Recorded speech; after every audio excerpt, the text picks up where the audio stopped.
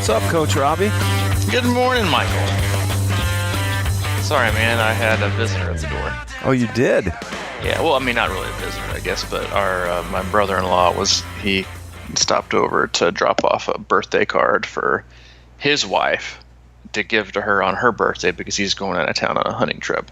Oh, so a solicitor. Basically, yeah. Soliciting assistance from the brother and sister-in-law to help smooth things over while he's out of town hunting on his wife's birthday for like the 5th consecutive year. Oh, he's using you as a means to an end. Basically, and I think I'm fairly not even fairly, I'm 100% confident they don't listen to this podcast. So anyway, but apparently he has never been in town for her birthday ever in their entire existence. I mean, I think birthdays are kind of overrated anyway, but Allie brings up all the time, and I'm like, hey, look who's always in town for your birthday. Bonus points. Yeah. But anyway, he was dropping off a birthday card for her, and then wanted to do some, small front porch chit chat that I told him I didn't have time for. So hey, we're back on time, and it's 9:10 a.m. Central Standard Time, and welcome aboard to the Crushing Iron Triathlon podcast. Yes, it is. And I was just catching up on my Facebook chatter, so all good. How is your Facebook chatter today? It's pretty lame. It's pretty... Just how I like it. Exactly. I was about to say, that is like the best kind of chatter is no chatter. No, yeah, it's like, a lot of, not many red notices. People are chilling, I think. So I was thinking about going over to the gram after the podcast and... Don't do it. I'm not going there, man. I'd rather talk about college football, man, and we're there. Tomorrow night, Wisconsin Badgers taking on the Western Kentucky somethings. Hilltoppers. That is just a stone's throw up the road. Wouldn't it be great if they were playing at Western? You could go up there for like a quick, first game of the year. I know. They don't. I don't think they have home and home. Yeah, I would doubt that Wisconsin would agree. But they do in basketball this year. That's a little bit different. Not for me, man. Well, not for you. It's better. Well, I know it's better for you, but in terms from Wisconsin, they're like, yeah, we're for football. Oh, yeah. Western Kentucky's good in basketball. Yeah, they are. They're usually... Plus, somehow they have sneakily recruited a top 5 in the country guy to go to Western Kentucky. No kidding. Yeah, I think he's a big guy too, like a 6'10" guy or something, like top 5 recruit or something like that. I don't know if it's this year or next year. I think it might be this year. Who was I? Maybe you guys will be we were joking that they brought him in and they had all the letterhead blue and they kind of crossed off the western part. Welcome to Kentucky. Welcome to Kentucky. Hey man, Western's in a nice little niche. It's I bet you, honestly, I bet they sell Nashville as part of their sales pitch. That doesn't work for Vanderbilt necessarily. It's that's because it's Vanderbilt. It's like 50 minutes, I think, to Western from here. Yeah, they might, but we'll see. Barring any traffic, but I think they work more of an under-table envelope on this kid.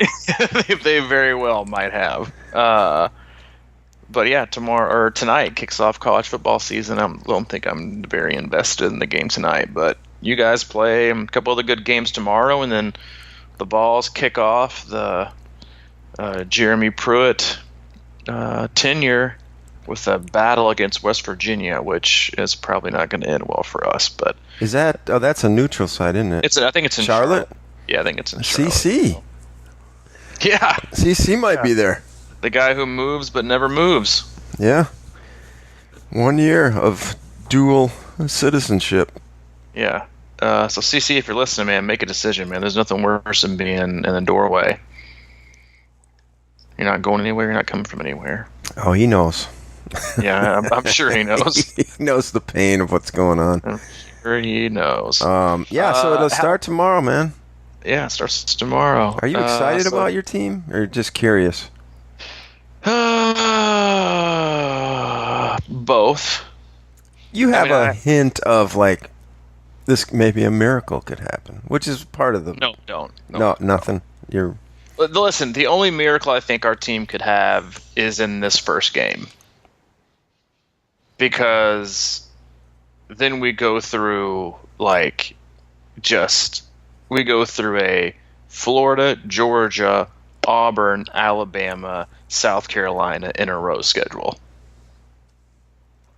Yeah, that's tough. Yeah. That's probably the toughest, or will be the toughest, like 5-game stretch in the country. And I just don't think that's going to end well. But I think that this first game is actually, I think we have a decent shot because there's not going to be enough tape. Everybody's going to be fresh. You never know what's going to happen. But honestly, man, who knows? I'll be intrigued, looking forward to watching it. Hayden will be watching it, and we'll have a good time. But yeah, we'll see. Who knows? Could be great, could be terrible. But the nice thing is I'm not so heavily invested in college football that a bad game ruins my day or good games makes my day. All right, let me ask you a question, and I'm going to kind of try and lead this into something that's sort of maybe triathlon relevant. All right, perfect. That'd be helpful, probably. Well, yeah. If you're the coach, you're Jeremy Pruitt for Tennessee. Okay. And you have a game at Alabama this year. Do you have it? Is it at Alabama? I mean, does it really matter? Okay. I think that might answer my question. But as a coach, you're coaching this team, right? And Tennessee's got a lot of talent. Not as much as Alabama, probably, but we have talent, yeah. But when you go into that game, say it's the 5th game or whatever, do you believe that you can win that game? As a coach, as a coach, you believe you can. I think as a coach, you believe you have an opportunity to win that game.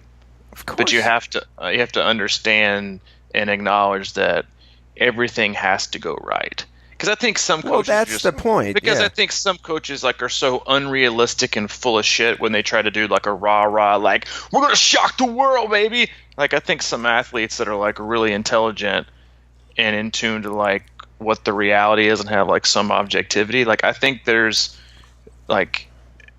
also what has to happen is you have to have a hint of respect and understanding of how perfect you're going to have to play, and not just go out there and think that you can just overpower and over emotion a team that is obviously infinitely more talented than you are. Right, you're going to have to play smart. And perfect, for that sake of that argument, you have to play close to perfect football and capitalize on every single mistake.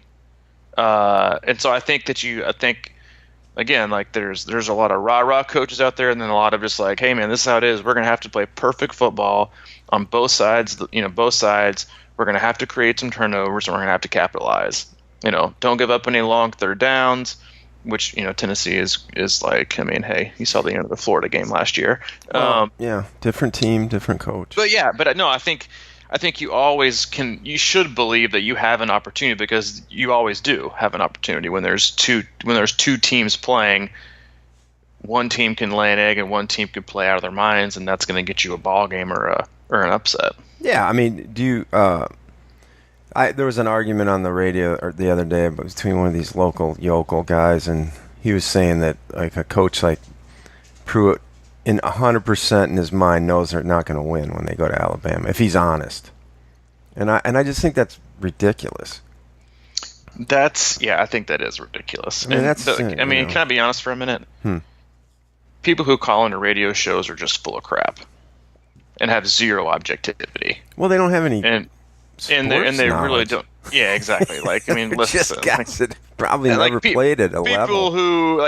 People who call into radio shows for sports radio talk shows are the same people that I think have Yelp review profiles. I don't take anything you have to say seriously.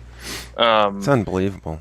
It is, but no, that's the total opposite. In fact, he probably thinks that I have such insider knowledge about the specific talent and tendencies of these players that I at least probably have an edge, and so, but no, I don't think any coach thinks that their team is going to lose no matter what.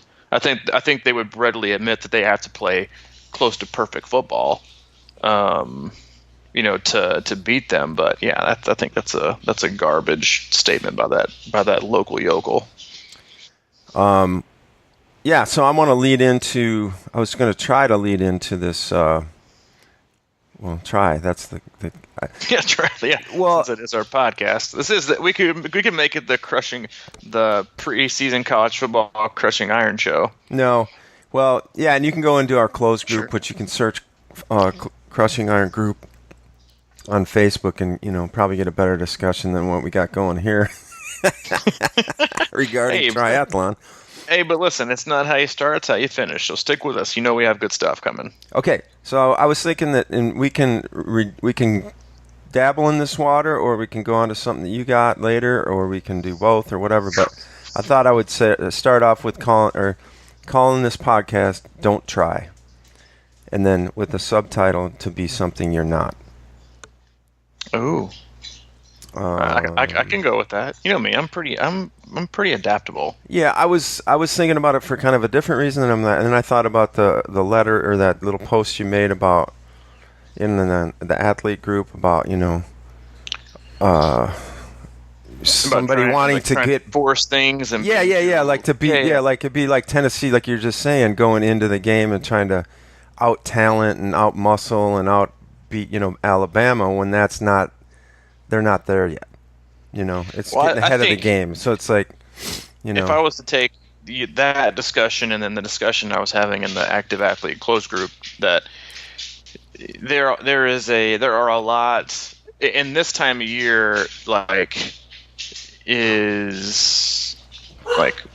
you're totally, what's up, Maddie? Hey, you're totally in season for athletes that are, I don't want to say they're trying to be something they're not, but they are trying to force their way into a result that may not be, I don't want to say reachable, but if you're objective and take a look back, like you can look at there are triathletes, runners, endurance athletes, and you can look at them and their attitude, usually it's their demeanor.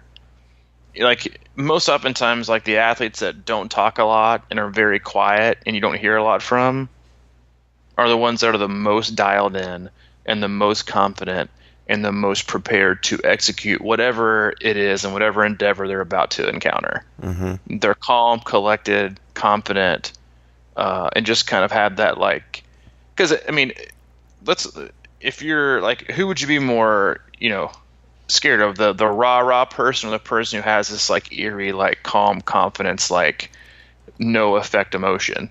I'm gonna go with the person who's scarily silent. That's the kind of guy or that freaks me out. I'm like, why isn't this person showing any emotion?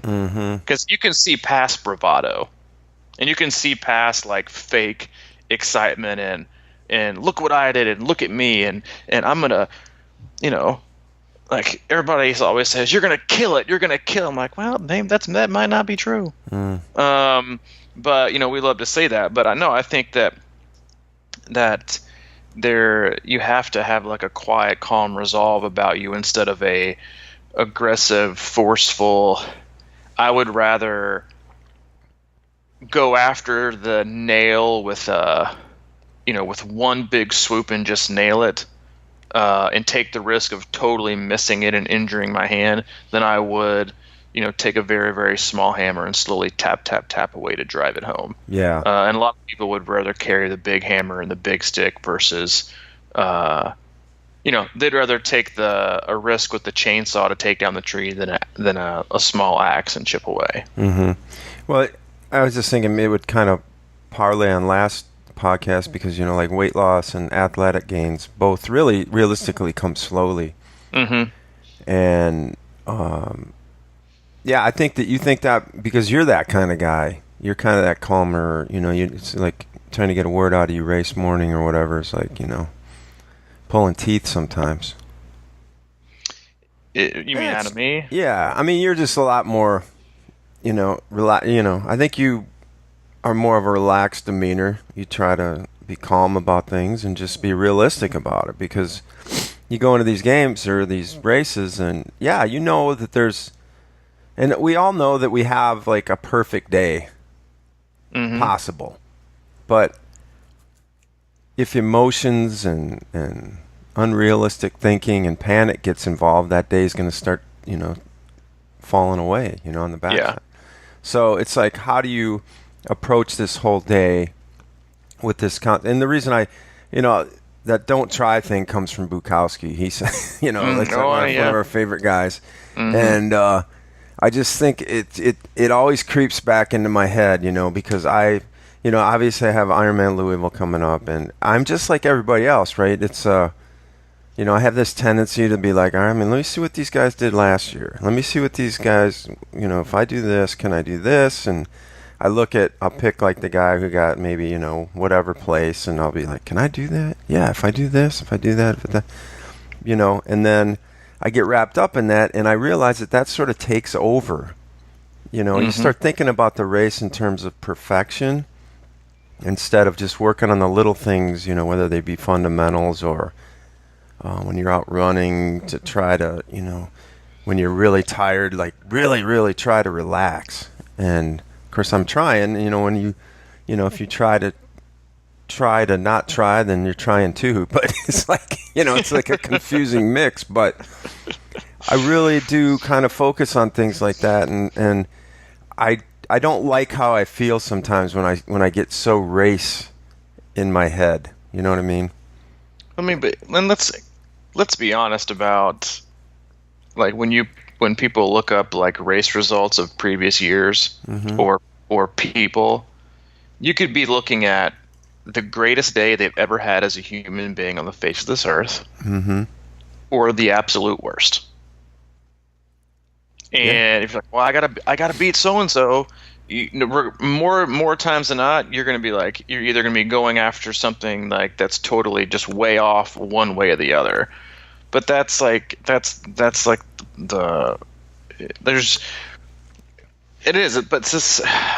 society is just like driven us to feel the need to always ask or want for more.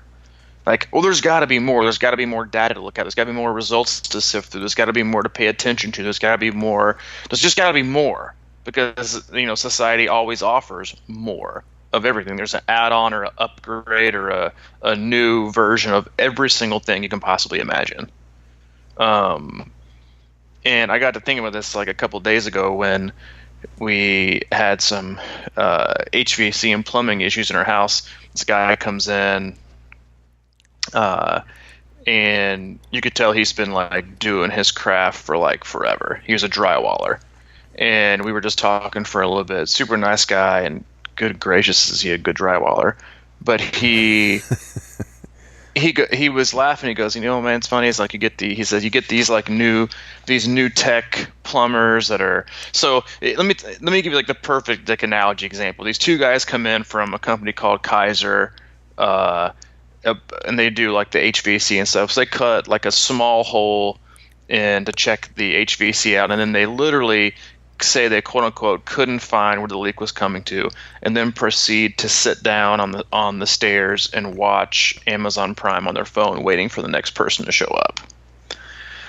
This guy comes in, and she starts fixing and patching up their work, and he works his butt off, and all he needs is like a couple tools. Never has his phone out, and he was asking me what I do for a living, and we talked about fitness a little bit and how simple things were. And he goes, what's funny, man? It's like there's always a new tool and a new thing for everything, but drywalling hasn't changed in hundreds and hundreds and hundreds and hundreds of years. It's the same thing. It's the clay, it's the putty, it's patchwork, and it's just how you do it. He's like, it's simple. You can't improve upon it. It's just, that's what it is. And that's so much of like how training and racing really is in its simplest form. But people always try to be like, I think that's like my newest, like my least favorite phrase. I'm going to be a disruptor of the industry. Like, first of all, go home. Second of all, like, really? Like, the industry is probably there for a reason, and good luck disrupting it. Like, it's like you're trying to throw a pebble into a an ocean full of waves and expect to be noticed. But something like it's never, you should never have to try as hard as you think you do to be different or to force more change or to do different things. It's the aggravation that people have with keeping things as simple as they really are and they really should be. But we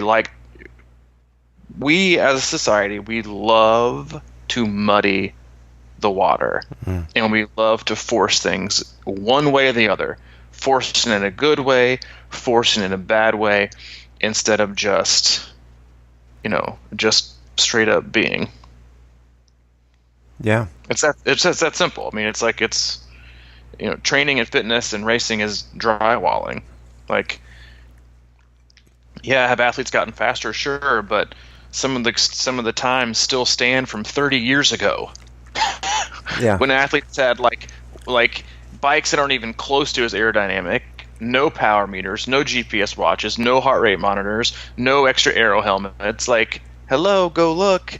Like, I think, it's just insane. And some of the conditions were harder, but yet we're all so much of like a prisoner of moment that we think like so and so did this with these gadgets, therefore that's what I need, instead of like looking back to think like, oh, well, maybe what Steph Curry and LeBron James do, they probably, none of them could have posted up or played against Shaquille O'Neal, and he didn't have anything and didn't probably use anything. He was just so big, or other athletes like Jordan or whoever we make the comparison to. It's just like, we like more and we think more is better, but it rarely ever is. Yeah. You can see these athletes more now, I think that back in the day, these Dave Scott type guys and Mark Allen or whatever, they were kind of doing their thing, maybe they were kind of in each other's world, but nobody had access to it. And now we're seeing people all the time finish things and people are training with pros and they're actually seeing what they do. And I think it's just creating more and more people that can do certain things and do them amazingly, but it's not changing, like you're saying, the whole landscape of how triathlon is approached necessarily. Everybody's looking for that magic bullet, but really it just comes down to we know a lot about the training, and more people are seeing more and more people do it, so they're believing they can do it, and it's a mental thing. But it really just comes down to working hard and making marginal gains and being consistent.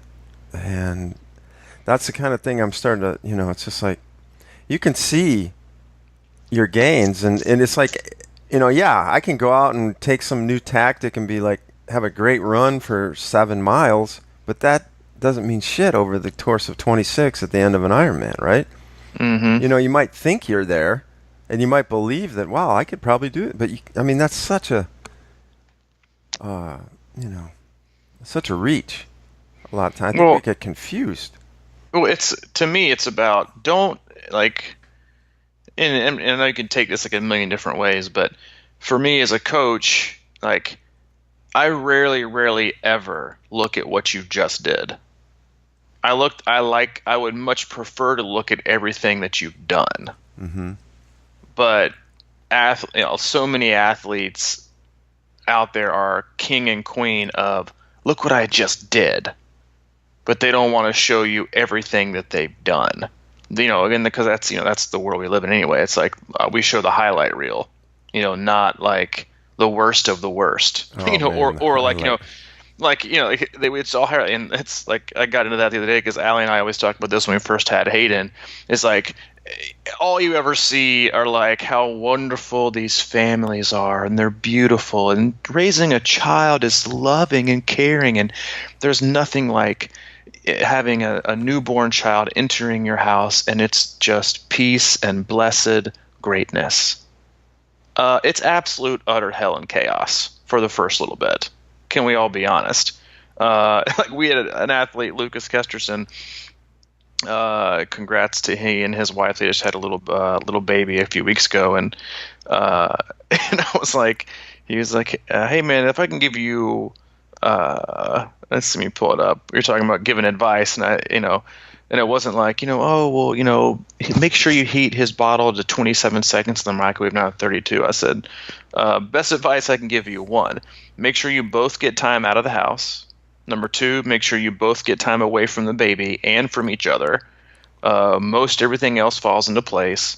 And if you guys have never fought ever before in your relationship, you're about to. Like, none of that was like hunky-dory, like, hey, congrats on being a dad. It's like, let me just give it to you straight, because everything else you're going to see is how great and wonderful newborn life is. And listen, it's great having a baby as long as everybody's healthy, and it is a new addition to the family is great, but it's also utter chaos and like totally upheaves your world. But go back to like the highlight reel part of like, coaching and training and athletes. It's like, I know you nailed the day, and I think it's great, and I love it, and I'm glad that today was good. But it's just you don't get any more credit, or you just didn't become better just in one day. It's show me like the 2 weeks before and the 2 weeks that are about to happen. Let's see what you've done, not what you just did. And I know it probably annoys some of my athletes. They don't get like a rah-rah and a great job after every workout. But honestly, if you've taken like 6 days off and you just did one session, I'm not going to give you like a thumbs up and a, blue ribbon. It's all about, just like it's cumulative fatigue, it's also cumulative fitness and cumulative success. It's not about being a one-off. It's about doing things slowly and surely and being consistent to getting to where you want to go, instead of, force feeding it. Or the athlete that's like, oh, I just dropped into a 5K and haven't ran in like 3 months and dropped this time. Like, okay, well, congrats for underachieving. But everybody loves to post those as like, look what I did under no training. I'm like, all you're doing is showing me you basically could have done a lot better. You just chose not to, and you raced today.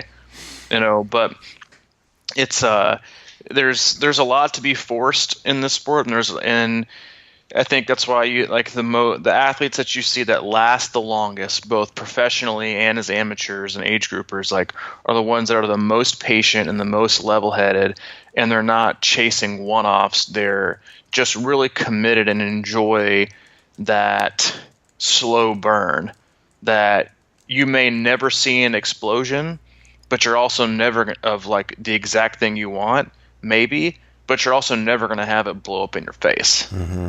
And never be able to do it again. And it's hard. I mean, it's something that I have only like really come around to, and somewhat definitely haven't mastered it, but I feel like I've done a better job of that kind of acceptance and introspection in the past few years versus the first few years, because I think it's totally normal to get caught up in that. It is. You shouldn't, if we're talking about you and it's your first couple of years in the sport, then welcome to what everybody else does, because it's that easy, and it happens to all. I know it's happened to you before too. It's just like we get caught up in things, but it's recognizing when we are caught up and reeling ourselves back in. That usually helps us keep going instead of just pulling the plug forever. Mm-hmm. Yeah, we get caught up in those highlight reels. Which highlight reels, I mean, you can take it from me. As someone who builds highlight reels and video reels and things like that, I don't want to say they're lies, but they're pretty close. I mean, they're just they're for sure close. I think stuff like that, they're not lies. They're just glamorous deceit. Yeah. Basically. Yeah. I mean, that's about this. I mean, that's the thing about what the podcast, we kind of made up our mind like early, the first one or two, that we're just not going to edit. We're not going to try to buffer out the ugly spots and, the places where we trip over ourselves or whatever the case is, because it has to be in context, It's there's that saying, it's not what you say, it's what you do. And I like to take that even a little bit further. It's not the purpose behind or motivation behind what you do is the real thing. And it's like I could make a highlight reel, but what's the purpose? what's the motivation? It's always try to, give people confidence or whatever the case is. And I think that's really what it comes down to a lot of times is, the posts, a lot of these posts can be motivational. There's so many motivational posts and all this stuff. And I think that can be good to a degree, but it can also, like you said with the baby thing, if you kind of look out there and you're always seeing that everybody's life is just so perfect with the baby, eventually that's going to grind you down. It's like, man, I can't be like that. I can't be perfect. And that just sucks the life out of you, So I just think it all comes down to being honest with yourself, like truly honest, like not fake. Like I even like write this like sometimes in Training Peaks workouts, if I put in like, interval is at your, goal pace, and in parentheses I'll put not a pipe dream goal pace. Like be realistic. Like don't give me your 6 minute, don't give me your 6 minute miles. Okay. Give me like 7:30s. Like, let's be realistic, because, but athletes learn that way too. But I think delivery is probably never perfect. I know I deliver things sometimes horribly, but you just have to be honest with yourself about expectations and hopes and realities and what you can handle. And then if you can't, then just realize it and recognize it. Instead of like forcing it and trying to pretend like, because we all like to pretend we can handle more and we can do more and we can perform this and do really great. And then, and it's great to have self-belief, but it's also great to have self-awareness in areas that you need assistance in or that might not be working for you. Instead of just falling into the same pattern or the same trap in training or in racing or in race scheduling, that like it's, people always say, oh, people always learn from their mistakes. Well, only if they grow from them and they apply it. Because some people don't learn from their mistakes, and they don't just take repeat them them over and over again. Yeah, so let's not go that route. But it's it's being aware that you can, you can or you can't, because sometimes we just can't, and it doesn't mean you never can. But right now, you might not be able to, and it's not a bad thing, and it's not telling you not to keep chasing your dreams and hoping for the I don't like the word hope, but because I feel like so many times it's like I think sometimes hope is also like a fake highlight reel. It's like you don't ever want to give anybody false hope. Like a lot of times it's best just have like a realistic conversation. Like, listen, this is what I see, this is what I don't see. Let's just go on from there and keep getting better. And remember, you should work hard. But it's just realize it and where you are and who you are at that moment, and be happy with that too. Like I gave an athlete of mine a hard time the other day. He sent me an email about updates with his life, and he always ends it with, "I wish I was doing better at handling X, Y, or Z, but I'm not." And I emailed him back, and I was like, "Are you ever happy with your effort or level of performance in anything?" Because it's so difficult to live our lives always not being happy. No, not even happy, but always feeling like we're not like rising to a level of performance that we just threw out there for like shits and grins with no data to back it up, and just threw it out there because I'm going to break 11 hours. Great. Tell me why, tell me how, and tell me where you even got that number. But we all do it. Hey, that's like, mine. That's my current everybody one. does it. I'm like, hello, okay, well, congrats. I want to be I'm going to be a millionaire. Okay, well, tell me how and show me what actually shows you're going to do that. Because right now you have a podcast that makes $0. So while it's great to have, and like this athlete was like, it's like, I just wish I was handling the stress better. I'm like, whoever handles stress really that great? If you were, you wouldn't be stressed. So it's just like understanding where you are and being like, I'm doing well or I'm not doing well, but I can do better, or this isn't the greatest thing since sliced bread. It's just like and it's not like it's not about being Debbie Downer. It's about hey, it's about being Robbie the realist. Yeah. Which is okay, and looking yourself, like really looking at yourself in the mirror, and thinking, have I done enough? Am I doing it enough? Have I had the opportunity to do enough? Because we're at that time of the year where I always like to have athletes say, look at where you are now, look at your life situation, and now let's like take a step back in time to when you signed up for this race, and let's look at your life then. Even under the course of like less than a year, most people's lives are just insanely different. Yeah. Like one athlete in particular that I'm thinking of, like it's like you different job, different city, different everything, and sometimes you just have to know like when to say, for this athlete, like when to say mercy.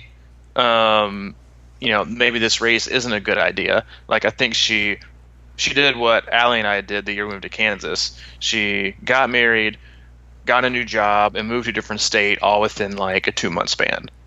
Yeah, name me someone who can handle that well, and like not be totally drained. And it's just so many things happen over the course of the year. That's why it's so so many times I don't want to say it's negative, but it sets you up for a missed opportunity when you throw out these time goals, or I have to do this year in this race, because then life comes at you. But it's so hard to let it go once you've like said it out loud.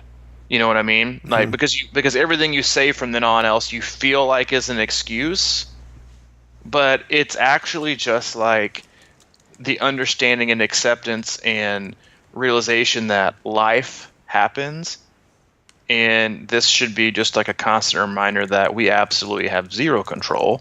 So why would I be trying to control a time goal 10 months away when I have no idea what's going to happen with my relationships, with my work, with my life, with my house, all that stuff. But I tell you what, man, I'm going to nail my training, and I'm going to be able to do this perfectly on race day, instead of just committing to doing your best through the ups, doing your best through the downs, trying to do your best you can, as much as you can, all the time.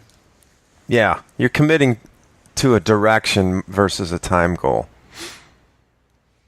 Yeah, and that's the perfect way to say it. Because the athlete that I was also talking to you about, that was emailing about he's never happy with how he's handling stuff, and like the stuff he's had to handle, I'm like, dude, ain't nobody handling that right. He's like, I still hope to have time. I still hope to get things back for, this race. And I said, it's not about getting things back for this race. It's about not having to start over. Oh yeah, that's good. Because again, we always look at end of season as there's nothing else beyond it. Yeah, I know. And I was like, listen, you can kick back and be and just like, throw all my fitness to the wind and gain 20 pounds and start all over again. And I was like, dude, it's not about your race in October. I mean, it is, but it's not over then. So it's not about getting it. It's not just about getting it back for this race. It's just about doing the best you can to tread water so you don't drown and we don't have to start over. Because sometimes the best we can do is tread water. Mm-hmm. The point is to just not drown and have to get out. And so, again, like it's so important, I think, for athletes to realize that are on hopefully like a journey. Treat triathlon as a journey. Don't treat it as a destination. Yeah, this race is another checkpoint. Kind of, right? Another rest stop. Yeah, I mean, it's like another place to see. Okay. But yeah, that's the thing, right? It's like you start getting these kind of maybe unrealistic thoughts in your head, maybe potentially possible. Maybe we're going to go beat Alabama, but if we don't, we can't let that crush our progress. I mean, we're on a path to get somewhere and hopefully enjoy everything along the way. I mean, we got this, like, I know a lot of people in the sport, they want to they've got the body image thing. They want the weight loss. They want the speed. They want to, finish an Ironman. They want to do all these crazy things that are awesome. But then all of a sudden, like if it all doesn't happen, like the whole weight loss kind of thing we touched on last time, it's like to perfect your diet and get fast and, get ripped and cut and lean and all that stuff. That's just like, man, that's a learning curve. And that's your body has to adjust. I mean, but without fuel to try and train at the level you want to train at to get fast, I mean, you're really setting yourself up for a tough road. And I can say that from, personal experience. And I've gotten to a point now where I'm just like, I eat what I feel like eating, I can't. Yeah. I mean, because it's not worth being wiped out all the time. Well, and listen, dude, like, here's the thing. Don't get to that point about like, and at least this is how I think, like, or what I would tell an athlete. Don't obsess about that part until you've mastered what it's going to take to be consistent to get the fitness part. I agree. I just think sometimes we get false indicators that we have mastered or something like that. You know what I mean? Yeah, exactly. I kind of think I got this down. Things are going the right direction. Now let's just really dial in the diet, and I'll start eating, like you said, a pea and whatever. Well, yeah, pea and a chocolate-covered raisin for dessert. Yeah. It's like, yeah. And then all of a sudden, forget about it. Yeah, but like, and it's like that, and then what you were saying before is like you get so up, and like this is, the analogy you could use for all, major sports teams too, is like so many times when they put somebody on upset alert, it's not for like this clash of the Titans game, it's the next game. Because they put all their eggs into one basket in this big hype game where they're coming out and they're playing, Tennessee's playing Alabama, and they put all their eggs in, this one basket, and they came out and hooting and hollering and all this bravado, and they lost by 3 or they lost by 40, and the next game they come out flat. And they lay an egg against, Tennessee Tech and lose by 3. Mm-hmm. So you sacrifice, you put everything into one thing and lose total objectivity over the journey and the season because you're totally obsessed with the destination or the stop or whatever you want to call it. That you totally lose sight and you force it and you lose it. And athletes do this too. They risk themselves doing races they have no business doing. Or they look at this race and think, if I don't do this, I'm going to be crushed. I'm just going to be depressed for the next rest of the year. And then they continue to miss opportunities. And so, everything's a learning experience, but it's so much about how much you get up for something and how much you get down for something. And but it's hard. It is. It's just so hard. And I get it because you and I have both been there. Like, to think about the obsession and the time and the, I would love to see like a breakdown of every triathlete who's doing like, even if it's not their first, but like from first through fifth, like first 70.3 through their fifth, first full Ironman or their fifth. Let me check out your web browser history for the 90 days prior. How many times you visited, try Tinder, obviously, but how many times did you visit, the exact same race website to look over the exact same thing a million different times 24/7? How many times did you click on AccuWeather.com for the 30 days leading up to a race for extended weather predictions? It's like all that energy and all that time and getting so up and so about every little thing when like the important stuff that's like the meat and potatoes, like we always concern ourselves and promote the icing when the majority of the entire thing we're presenting is the cake. And that's what makes up the entire thing. We just forget it, and it's all about the icing. Don't get me wrong, icing is solid, but it's the cake that makes it up. And I can't remember who the athlete was that gave that analogy. It was like 80 to 85% of that cake is like the actual cake part, and like only a specific few workouts are the actual icing. like the interval work or the high intensity stuff or the race pace or the what people like to say, like their epic workouts or their breaks. Like, congrats on like showing me, have fun showing me $0.50 and 2/4. I'd much rather show you 5,000 pennies. And you tell me who's going to go farther with more. It's a drop in the bucket. It's a coin in your fitness piggy bank. And it's just, but we don't. We like to flash. It's like, here's the example. It's the guy that puts his fattest bill on the outside of like 41s to make it look like he's a high roller.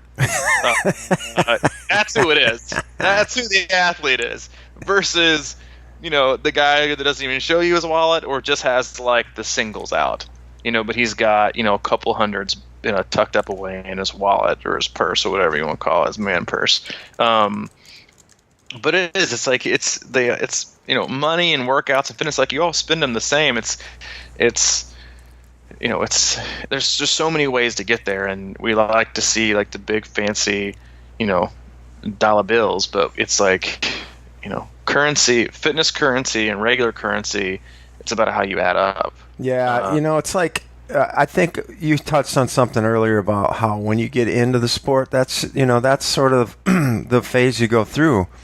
And I think a big part of this podcast is kind of maybe helping people get through phases that aren't maybe necessarily effective or helpful quicker. That's, I guess, what learning is. If you can, if you find a good drywall mentor, you don't make as many mistakes along the way because they'll show you what, the common traps of drywalling. But in triathlon, one of the things is that high roller post. The more you put that out there, the more you just want to kind of, and I used to do it, and it's like you wonder why. And now, and it's taken a long time, but I'm more apt, like if I know, and I think you probably see this a lot of times, is like people will face a workout that they look at as daunting for their current fitness and their current mindset and energy levels at the time. And I'll walk away from something that I know that will, set me back, or I'll back down. Like if I get like a Monaghetti run maybe that I'm not ready for, which is a high interval, all out kind of thing, and my all out that day might be 80%, or whatever the case is, just because, especially early, I'll that's what I'll do a lot of times is I'll dabble. I'm like, okay, I don't know. Like yesterday I had an interval run, right? 20 minutes in the middle, warmed up for 20, and I'm like, I don't think I have this, but you did say in the thing was a half marathon effort, right? Yep. And that's where you come back to that piece about you're saying, that honesty piece. What is your open half marathon effort today? Effort. Not what is the best half marathon you've ever run on fresh legs with perfect taper, but what's your honest effort today? And I will always, like yesterday, I didn't even know if I had a half marathon in me, period, let alone, what. So I eased into that. I warmed up, and I actually warmed up for about 5 minutes longer than was prescribed, and sort of eased into it and took it easy, and then it kind of started coming around. But if you're always you posted something too about the other, that a training plan is a fluid breathing, whatever that was, that whoever posted that. Yeah, man, it's like, don't go over what you can do. It's always like it's that overarching theme that you always talked about years and years ago. It's like, it's better to go into a race undertrained than 1% overtrained. It's better to go into a race 100% undertrained than 1% overtrained. Yeah, it's that concept. It's better to go into the next workout a little bit undertrained than overtrained. That, if you want to micro it down, and then to because like, if that becomes the goal, to post a picture of an epic workout, and I've found that as you are my coach as well, There's times when I kind of want to send you stuff, and I just like, Mike, just to kind of like say, hey, dude, I'm out working it. Look at this. Yeah, What do you think see, my potential is on this workout here? What do you think I can do at Louisville? I know. What do you think my potential is? Your potential is what you do today, and what you do tomorrow. And But I mean, but it is. It's like your potential. Everyone's potential is limitless. But and this goes for everybody, myself included. Like 0.00001% of people in every aspect of their life probably ever reach their full potential. well, But it's always. Because let's think about how hard and like determined you have to what it takes to like get there. what even does it mean? Yeah, exactly. But what's my? But yeah, athletes this time of year, it's all right. So what do you think I can do at Louisville? And I'm like, dear Lord, I'm like, I like. First of all, Mike, I'm not having this conversation. But it's like there's so many things to take into account. What I say, like, why does it even matter? Like, what does it even matter? Like, what do you think I can do? But people are going to ask anyway. And given I can look at the numbers and think, all right, well, you can more than likely you'll fall between X, Y, and Z. Especially with long course. Like if you give somebody like a 45-minute window, that's huge. It's like it's a huge window versus like telling somebody who's going to run a 400 meter and giving them like 0.015 difference. That's the kind of gap we're talking about because you got to take in so many factors in so many races with weather and water conditions and wind and heat, and then how great of a day are they going to have and how good or how bad of a day are they going to have. It's like there's just so many things taken into account. It's like do the best you can and we're going to find out. We're both going to be surprised and we're both going to figure out together. It's not like I get to sit at my computer in Training Peaks and like put, all right, Mike Trolley, 11, 12, 32 at Louisville, enter. And then you're gonna go out and you're gonna do an 11, 12, 32 at Louisville, and then you'll cross finish like, hey man, told you I programmed it like 2 weeks ago. Bam, how you enjoying it? It's like we get to find out together, and that's like, and honestly, like that is the most fun, the most excruciating, the most exciting, the most nerve-wracking part of coaching when athletes do these races is that you just have no idea. You have an idea, but you really don't. It's kind of like having a baby. Like, you have an idea of how tough it's going to be, and then it happens, you're like, well, this is so different. But it's still in a good way, for most, but it's just like you don't know. And so, like, to go into a race with a time goal or athletes who go into races with, like, a mile per hour average obsession, wrong answer. It's just like you're playing to a number, you're not playing to yourself. And you also have to do that in training and with listening to your body and going on your own effort and listening and figuring out yourself, and because it's a long day and it's a long season and there are long training cycles, and throughout all those, like, everything is long, and we always have to remember that like just like you said about the training plan, like missing 2 sessions, it's not the end of the world. It's a living, breathing document basically that can always be changed and edited and moved on, instead of, I think Sarah True said it, I think she's doing 70.3 world championships this coming weekend, males on Sunday and females on Saturday. Missed a couple bike workouts because her bike got lost in transport, and it's like she's not freaking out. And she very well could be. There's probably age groupers out there who are going to come in like the last 10% of the race who, probably got like a 45th roll down, who are more stressed out than she is about missing like one workout. But then again, that's perspective, and knowing that, like, and I think I had an athlete, one of the greatest lessons that I try to get across to athletes, and I don't always do a good job of it or deliver it appropriately, or even when I do they learn it? But I think this athlete mentioned to me after this race that she just did, where she was coming off like, which they all are basically, a surprise gallbladder surgery.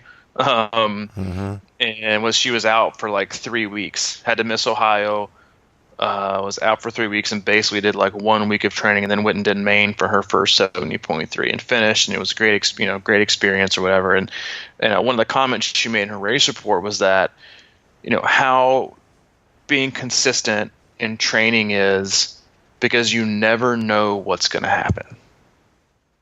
Because listen, most people, there's 1 day a week probably, if not more, where we're just like, kind of like you had yesterday, where you're like, you're throwing out every excuse in the book to take a day off, or to not do a run. And like, listen, like people, they don't even start in January. It's infinite. Every day of your life, when it comes to training and in sports, you have this gigantic piggy bank that can get as big as you want it to, and every day you have an opportunity to drop a penny or two into it. Every day. Because your fitness doesn't stop at the end of a season. It keeps going. So every day you wake up and you have an opportunity, let's say a penny is for each session. You got 2 sessions a day. You got an opportunity to drop in 2 pennies that day. But you decide, not really feeling it today. I ate like crap last night, so, what's 1 day off gonna hurt? And the next day you make the same excuse, and then you do a couple workouts the next day. So you're losing about, 2 to 3 to maybe 4 pennies a week that you're just choosing not to put in your fitness piggy bank. And then months and months and months come down the road, and you want to keep putting pennies in there, but guess what happened? You ain't getting no pennies. You got sick. Your kid is sick. Work changed. You get gallbladder surgery, and you're basically wanting those pennies back, but you can't get them. And so instead of having pennies in reserve to make you not feel as bad for missing workouts or your fitness isn't as behind, now you're struggling, or now you feel bad because you're like, man, think about all those days I could have worked out, but I just chose not to because I had a weak excuse. And now I'm laying here on the couch with the flu or with a sick baby or with a change in jobs. And now I really want to work out, but I just physically or, logistically, emotionally can't. Man, I wish I had those pennies back. And so it's something I think is so important for athletes to remember in the whole course of a season, but also in the course of again, it's not a destination, it's a journey, and so like how many pennies are you building up? And it is such also, like, I'm a huge proponent of athletes taking downtime, and and as coaches too, like we have to unload athletes, like we have to take their load like way, way, way down.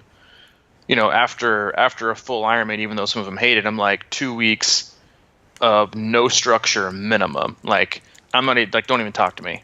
Like, and they're gonna be like, oh, I'm ready to go. I'm like, yeah, sure you are. Go back to not doing anything.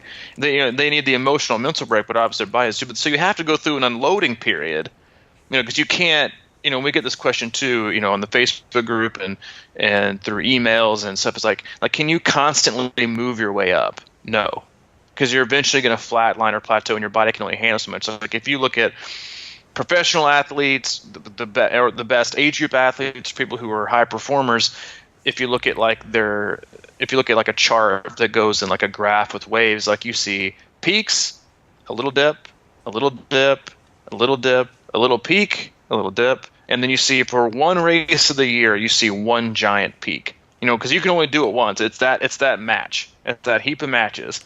And then after that, you don't see him keep going. It's like, oh, I'm in the best shape of my life. I'm going to keep this training load going. No, because you break. You just can't do it. So, don't get me wrong in that you always have to be doing 1 to 2 sessions a day every single day of the year. You don't. But when it matters and when it's time to start accumulating those putting those, pennies in your fitness bank, don't take it for granted. and also don't be the person, which this kind of goes back, kind of probably like a good way to close is like, don't be the person who says, you know what, I can probably not worry about these pennies because in 7 days I'm going to try and shove a $50 in that piggy bank. Yeah. And the piggy bank like crushes and crumbles and everything falls out and you're all done. But that people do it. It's like don't crash the market with your your $50 that nobody cares anymore. Like keep your Susan B. Anthony's at home in your drawer, and let's stick with the pennies. Even some of those wheat pennies, the old school wheat pennies. I bet half people listen to this podcast. I mean, what a wheat penny is. Yeah, I bet they do. Hopefully, our clientele probably does. Millennials. Just the joy that I used to get out of finding a wheat penny was unbelievable. Oh man, where is that joy in life anymore? Huge. My dad's mom, my JoJo, good old Josephine, she gave us $50. That was our gift for every occasion we ever had. Mm-hmm. After we went to the bank and give us $50. I think somebody gave me some gold back in the day. I need to go track that down, see where it is. Really? Maybe some Bitcoin from Tom Stewart? Like old school Bitcoin. Yeah, Tom Stewart Bitcoin. Yeah, old school Bitcoin, real gold. Yeah. I was like, what is this? I get I was like, as a kid, hey, I've deposited $10 in gold in your bank. What? Yeah, and you're like, wait a minute. Where is it? What is this? Isn't candy. Million. Yeah, it's definitely not candy. Toys. Yeah, show me your wheat pennies. But yeah, that's it. It's just, and listen, again, just like everything in the majority of our topics, we're only telling you this, and we can only explain it in so much detail because we've already done it. And so if you're the one doing it, don't think you're like you're the anomaly, or you're the only one doing it wrong, because the majority of people do it that way, and we've done it, and as the basis for the most topics and things we try to cover on the podcast, it's like, it's not to tell you what we haven't done, so be like us. It's to share the experiences of what we've already done, or I know firsthand from the athletes that I work with and see it all the time. Like, learn from mistakes, and let's all quit acting like we nail every workout. And this is not the highlight reel podcast. This is the mixtape cassette podcast with quite a few solid jams and air. Questionable jams. Yeah, very questionable jams. Can I share like a quick mixtape? Yeah, dude. Story. We got nowhere to go. I know. So I think one of the very first mixtapes I ever did, my parents wouldn't let me buy the CD, or not the CD, like the cassette or whatever that I wanted to put on like my mix track. And so I remember getting my cassette player in my Walkman, and I set it up next to the TV so I could try to record Regulators, Nate Dogg and Warren G. That was playing on the TV when I got it from school when I was watching The Grind on MTV, which back then was basically like your parents catching you watch porn. If you've ever remember back in the day when MTV actually had music videos, but that was like one of their very first shows. But they just played like music, and what was like people like dancing or whatever. And but I remember trying to record the song from the TV onto my cassette player. But man, it was a struggle. That's the worst. It's the timing of that is like. But timing. I got it done. Did you hit the time, like the first beat? Yeah, I think after a few times I got it. After a few times, I think I got it perfect, and finally nailed it. But it took a while. It was definitely not something that I mastered at all. But nobody mastered the mixtape. No, nobody. Give everybody hours, man. I think I'll give a little taste of Nate Dogg and Warren G on YouTube. How does this have 42,000 thumbs downs? That's a lot of thumbs down, dude. Well, to be fair, it's also got 776,000 thumbs up. So, Hopefully that's the kind of people we have listening to this podcast. Definitely don't have any of the thumbs down. But old school mixtape, if you're out there, we appreciate you listening. We'll come to you again on Monday, our first September podcast. This is podcast 194. December? No, I meant September or whatever. I'm trying to end the season already. September. I'm trying to jump to December already. Have Christmas time. The most overrated holiday. Don't bring me down, dude.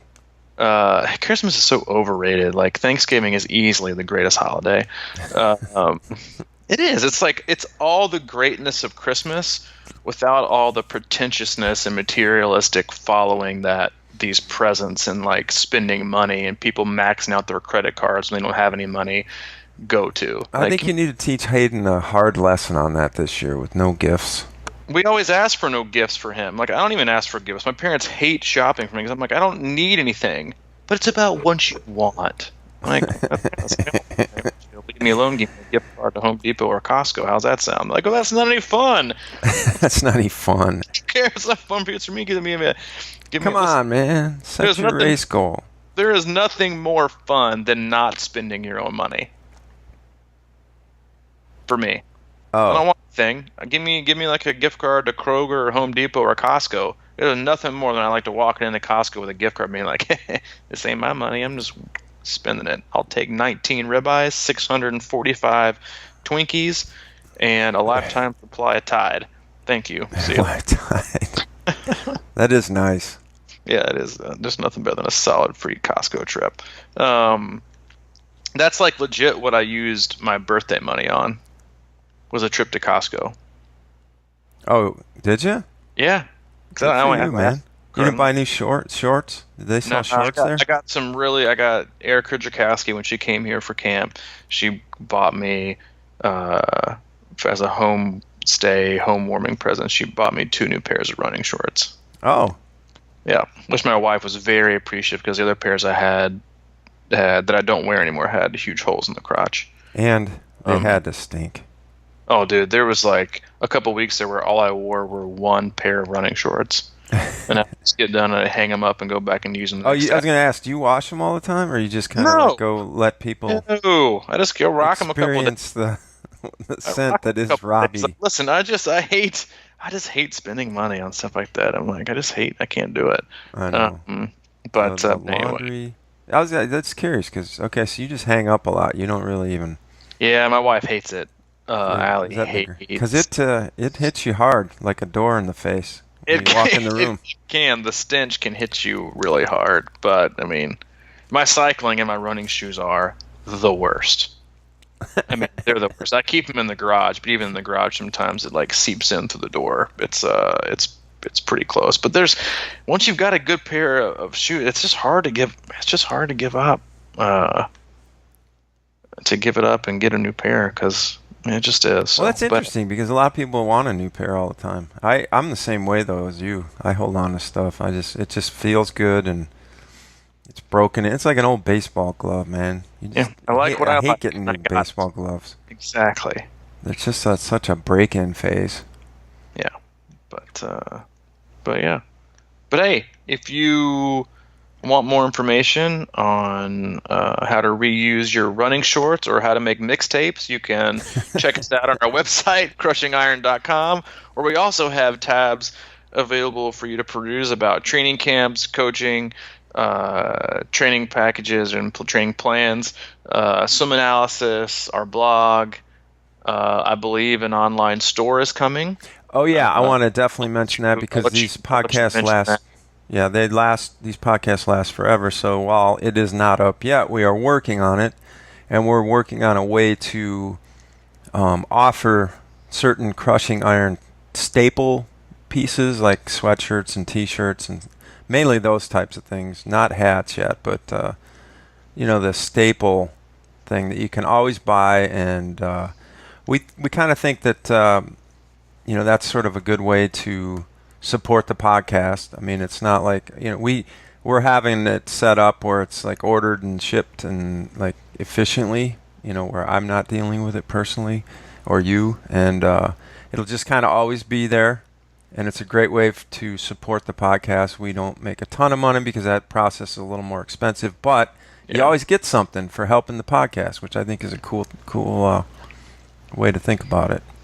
That's right. Yeah. Or if you just want to give Cold Hard cash, we have a pledge tab. That's right. Keep it real simple. Yeah. Pledge tab at crushingiron.com. We do have a Facebook group, of course, you mentioned.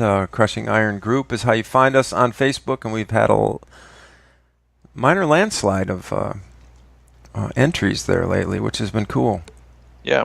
The good kind of landslide. Yeah. And if you like what you hear and want to catch up, please make sure you subscribe to us on iTunes and feel free to leave us a review.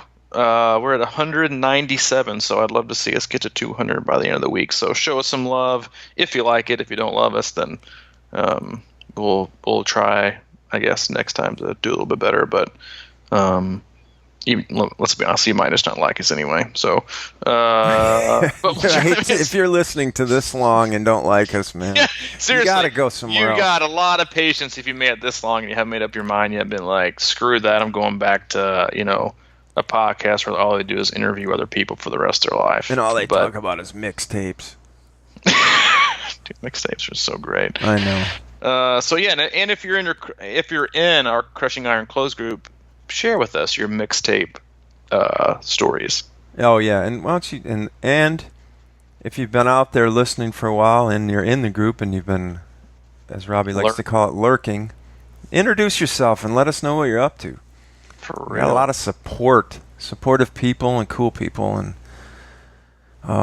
there's it's a supportive environment. Mm-hmm. So come on in there. Yeah. Any other news? We got. That's it. I'll be at Wisconsin next week. Oh, that's right. Yep. Heading back to the homeland. The homeland.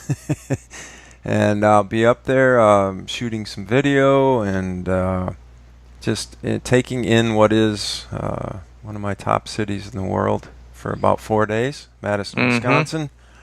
Looking forward to that. Looking forward to watching, what do we have, 5, 6 athletes? 7. 7 athletes. Yeah, I'm trying to drop one already. Sorry. That's exciting. And I'll get to meet, hopefully, Zach Showalter, who's been on the podcast, former Wisconsin Badger hoopster. Oh, yeah. Good luck to him. Yeah. He's been putting down some serious training. Yeah, I see that. He's ready. Good, man. Go get it, Zach. Texted him yesterday. He said it's hard focusing on work, and he's can't sleep without dreaming about the races, so he's pumped. He's there. Yep. That's pretty standard. I'm excited to see that. Hopefully, I get to meet some of those guys because you know me on the hoops thing. I know you do. I can't wait for selfies. I don't know, man. Selfie. I just look at me. Look at how dramatic my life is. Yep. When you zoom in so close, you can see all my ingrown hairs. Beautiful. Oh, jeez. All right, that's enough. We should probably stop. I don't know, man. Kind of. Oh, I gotta stop. I got stuff to do. Oh, you do? Okay. It's just like our cool down. This is our cool down phase. Yes, it is. This is our. You know what? We are exactly like your workout should be. We should start off really slow. Talk about football and hit your groove and hit the main set.